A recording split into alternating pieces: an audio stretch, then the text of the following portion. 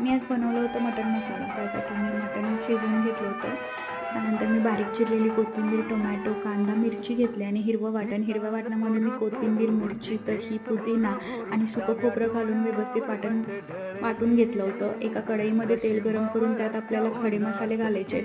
एक तमालपत्र, 2 वेलची, चक्रफूल, बारीक चिरलेला कांदा, टोमॅटो आणि मिरची घालून हे व्यवस्थित परतून घ्यायचं. त्यानंतर चवीपुरतं लाल तिखट, मीठ, हळद, काळा मसाला आणि मी सुकं वाटण याच्यात घातलेलं आहे, जे आपण वाटून घेतलेलं आहे. त्यानंतर मटण सुका मसाला, आला लसूण पेस्ट घालून तेल सुटेस्तोवर आपल्याला हे मिश्रण चांगलं परतून घ्यायचं आहे. त्यानंतर यात आपल्याला शिजलेलं मटण ॲड करायचं आहे. वरतून दही घालून मी हे परत चांगलं शिजवून घेतलं आहे. त्यानंतर मी थोडंसं शिजलेलं जे मटण आहे त्याचं मी पाणी याच्यात ॲड केलं आहे आणि चांगलं शिजवून घेतलं आहे वाफेवरती आणि कोथिंबीर घालून हे आपल्याला सर्व करायचं आहे. जर तुम्हाला माझी रेसिपी आवडली असेल तर माझ्या चॅनलला सबस्क्राईब करा.